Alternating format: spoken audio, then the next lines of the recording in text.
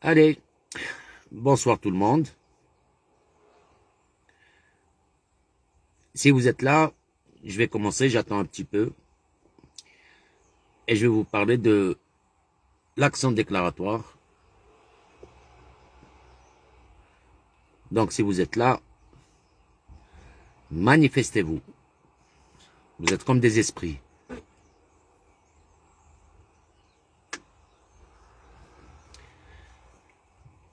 J'espère que je pourrai lire les commentaires.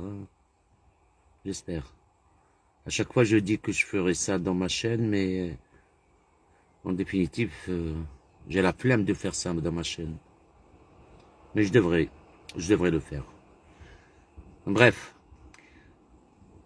Je vais vous parler aujourd'hui parce que par rapport à tous ceux qui sont à l'étranger, qui demandent la nationalité française,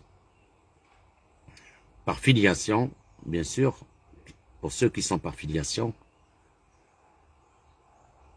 juste par filiation.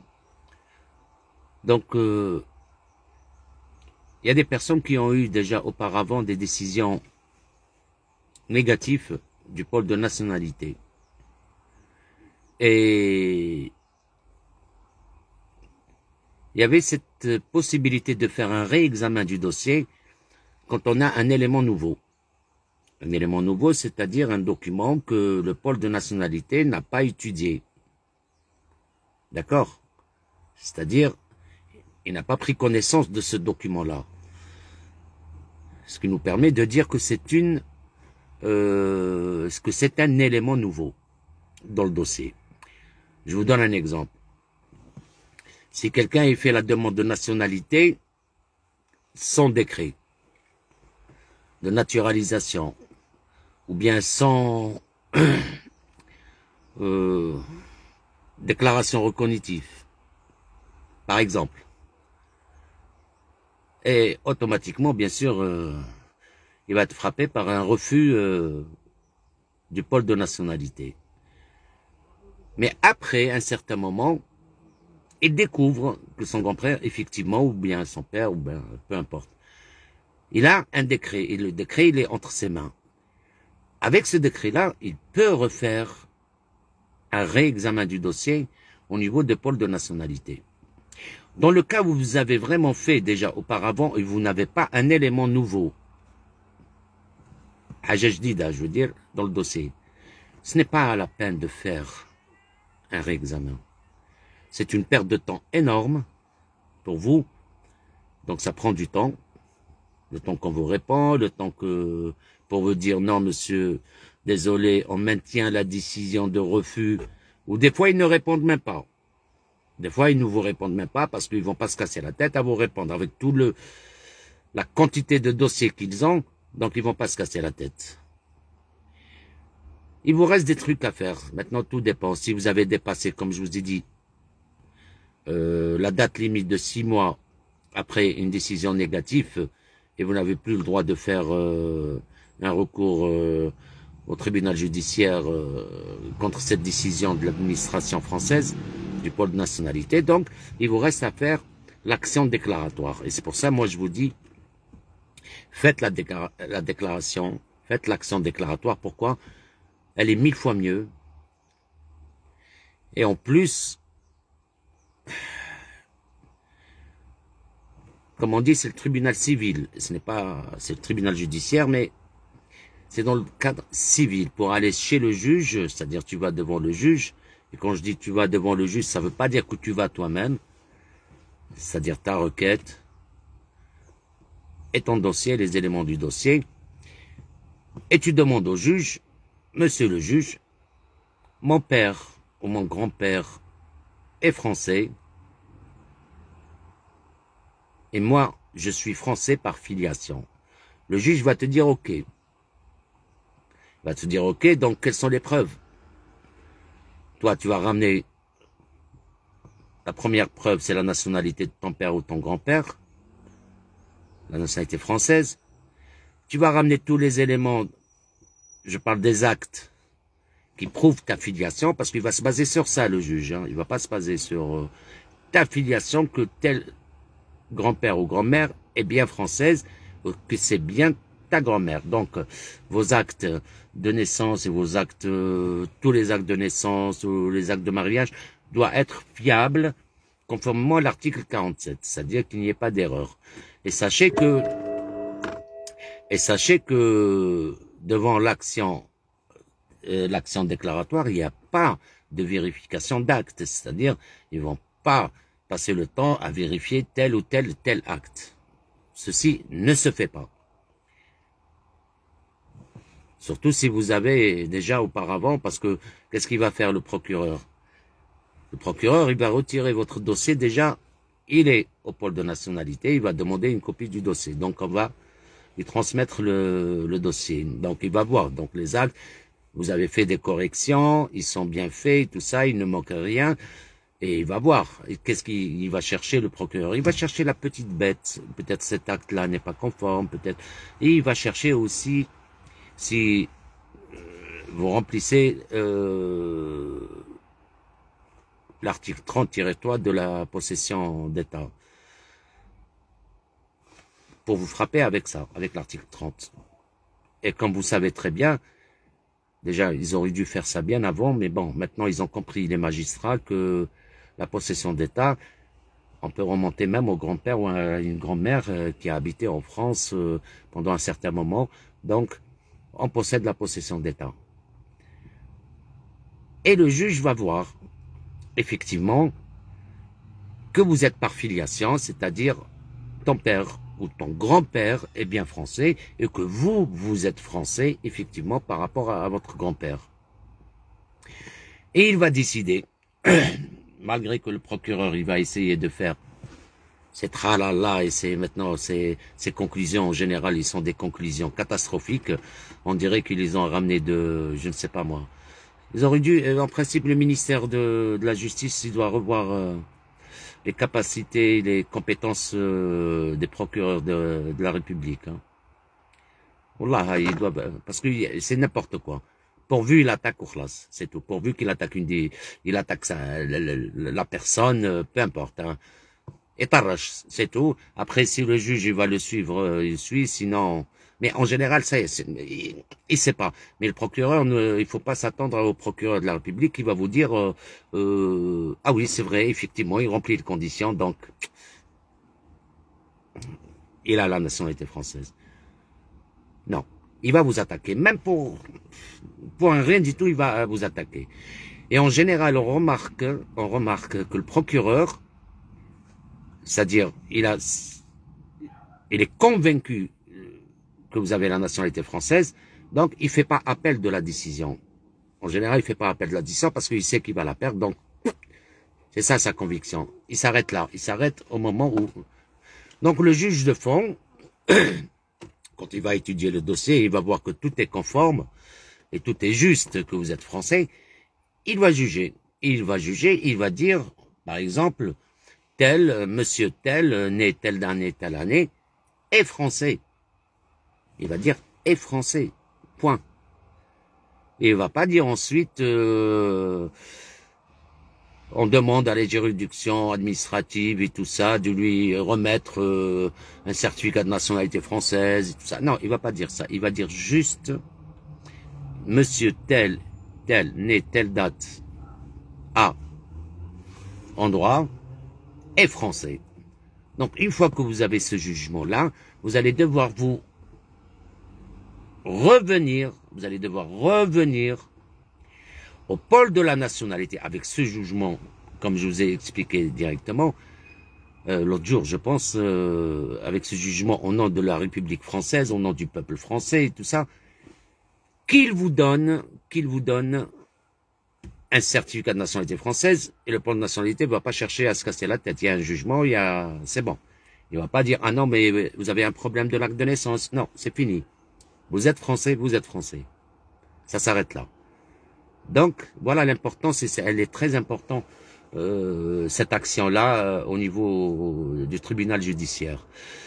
Et vous pouvez, parce qu'il faut savoir déjà, quand vous faites cette action-là, ils vont pas voir le refus que vous avez déjà auparavant. Si vous avez un refus, article 47, ils vont pas voir, parce que le juge ne va pas rentrer pour étudier ce refus. Il va pas rentrer pour étudier un fonds déjà passé. Non, il va uniquement étudier est-ce que vous êtes français ou pas par filiation. Ça s'arrête là. C'est pratiquement comme, on va dire, comme le pôle de nationalité. Il faut ramener des preuves. Il faut ramener des preuves de filiation. C'est important. Et l'action en elle-même déclaratoire, ce qu'il faut savoir, vous avez deux possibilités. D'ailleurs, ce que je fais, moi, comme vous êtes à l'étranger et vous êtes en Algérie, au Maroc, en Tunisie, là où vous soyez, donc vous êtes obligé de passer par le tribunal de Paris. D'accord? Si vous êtes à l'étranger, vous passez par le tribunal de Paris. Parce que vous ne pouvez pas, il n'y a que le tribunal de Paris qui étudie ce genre de dossier quand on est à l'étranger. Mais moi, ce que je fais, si vous avez un parent ou quelqu'un à Toulouse, à Nice, à Marseille, à Lille, il suffit de faire juste une attestation d'hébergement, d'accord? Et vous allez déposer votre action déclaratoire au niveau de ce tribunal-là pour éviter Paris. Vous la déposez parce que chaque tribunal est compétent, une certaine compétence, une compétence. Pour ceux à l'étranger, c'est Paris. Mais si vous dites, même si vous n'êtes pas en France, je ne suis pas en France, mais je vais dire à ma sœur ou à mon frère, ou fais-moi une attestation d'hébergement. Donc je mets l'attestation d'hébergement, je mets la pièce d'identité, le DF, et tout ça, j'habite chez tel. Voilà. Et je dépose mon dossier au niveau du tribunal où il habite, mon frère ou ma sœur, ou peu importe, là où j'ai cette attestation. Et à partir de là, c'est le tribunal qui va étudier l'action déclaratoire, si vous êtes français ou pas. Votre présence n'est pas obligatoire. Et sachez que l'action déclaratoire, vous n'avez même pas besoin d'un avocat. Vous pouvez la faire vous-même, mais bon, faut pas que ça soit une requête bidon, faut que ça soit une requête vraiment avec une requête avec tout, hein, les faits, vous allez parler des faits, vous allez parler aussi vous allez discuter tout, et vous faites vos demandes. Ça, c'est important de le faire. Donc, c'est pour ça que je vous dis, si vous avez déjà, avant, je dis bien avant, une décision négative et vous n'avez pas d'éléments nouveaux, pas la peine de vous casser la tête. En faisant ça, si l'action déclaratoire ne fonctionne pas, parce que vous avez en général soit le problème de vos actes, soit le problème de l'article 30-3. Vous pouvez revenir, toujours, vous avez cette possibilité de faire une réintégration à la nationalité française, c'est-à-dire une déclaration conformément à l'article 21-14 du Code civil. Vous avez compris? Vous pouvez faire ça. Et vous pouvez, si vous êtes en France, vous pouvez la faire devant le tribunal là où vous résidez. Et si vous êtes en Algérie, vous la faites à l'ambassade. Mais sachez que en faisant ça à l'ambassade et le consulat, comme c'est des camps qui travaillent là-bas, c'est des agents qui n'ont aucun niveau, je dis bien aucun niveau, donc en général c'est des refus. C'est rare où vous tombez avec quelqu'un qui a un certain niveau au niveau des consulats. Hein. Moi je vous le dis, c'est pour ça, faites attention. Des fois, il y a des demandes qui passent, des fois non. Et pourtant, ils remplissent toutes les conditions.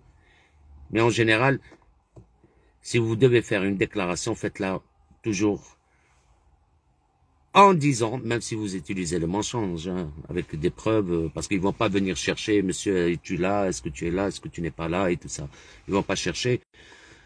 Ils cherchent, ils ont une requête devant eux, ils doivent l'étudier et ils doivent donner une décision. Donc faites-la, même si vous êtes à l'étranger, faites l'article 21-14, de préférence que vous soyez en France, bien sûr. Faites-la devant un tribunal qui a une certaine compétence territoriale où vous êtes. Vous avez compris.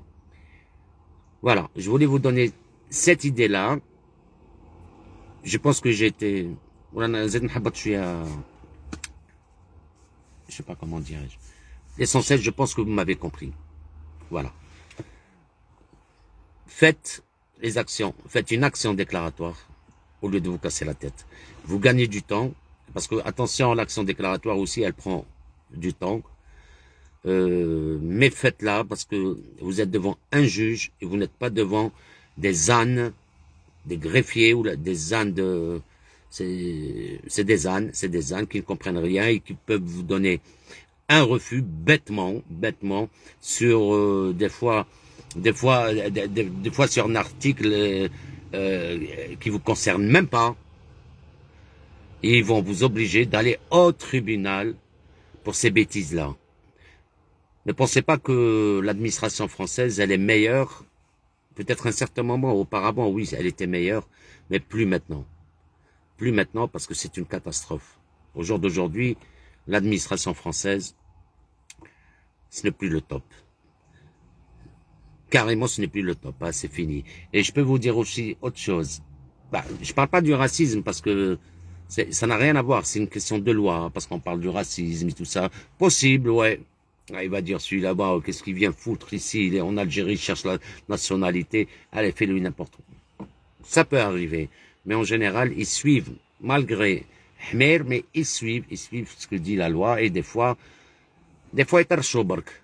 N'importe quel article, des fois même le nom, il est Monsieur, Madame, tellement pour vous dire à quel point ils lisent pas même le nom, hein. Monsieur, Madame, pour vous dire, ça veut dire qu'ils ne lisent pas, eux aussi. Est-ce qu'ils sont dépassés? Est-ce que c'est... Je ne sais pas leur problème. Est-ce que c'est le stress? Est-ce que c'est... Mais ce n'est plus l'administration d'avant.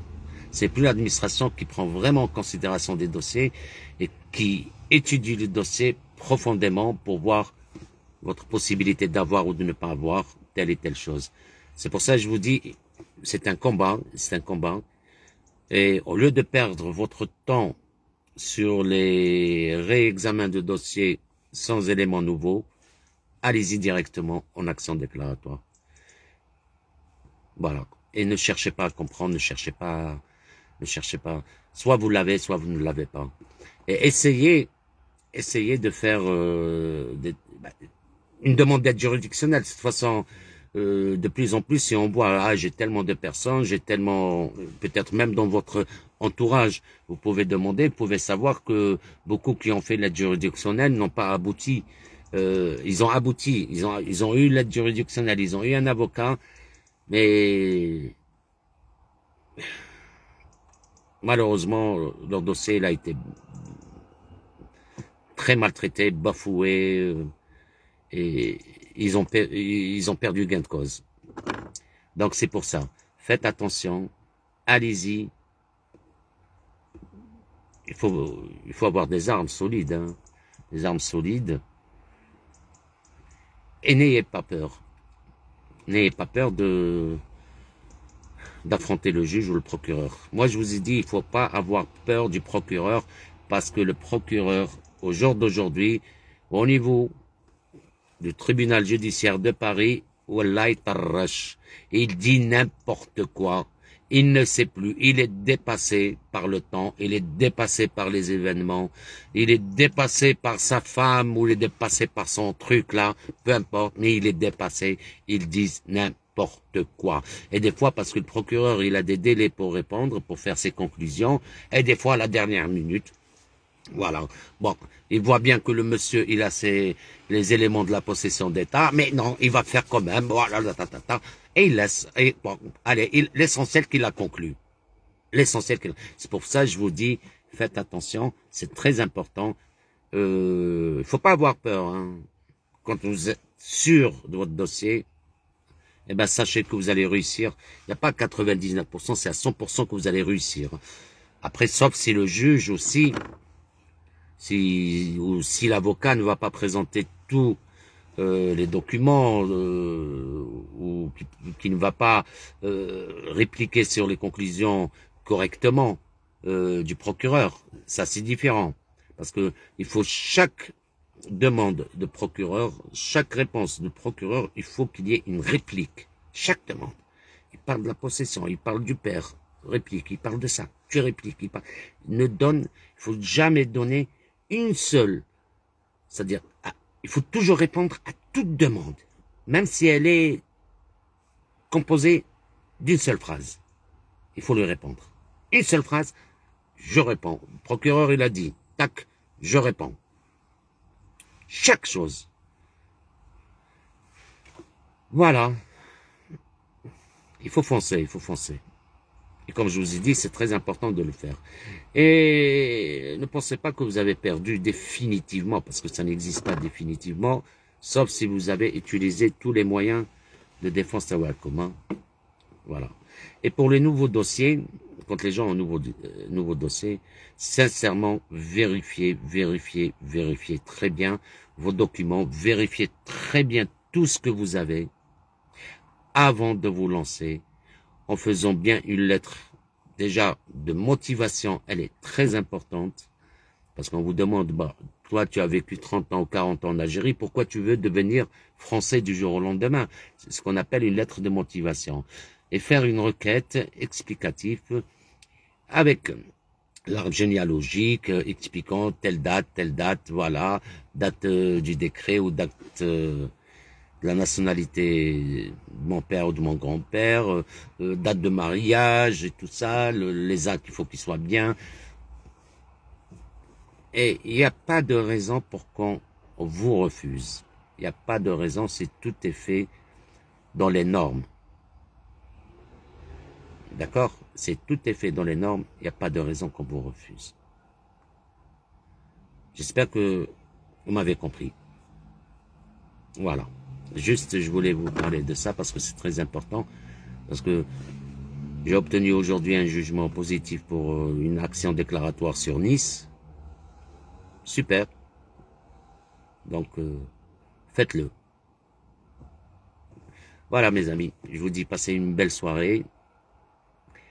Et à la prochaine. Comme je vous ai dit, on va faire comment répliquer ou comment faire un recours contre l'opposition du procureur de la République quand il fait opposition au mariage.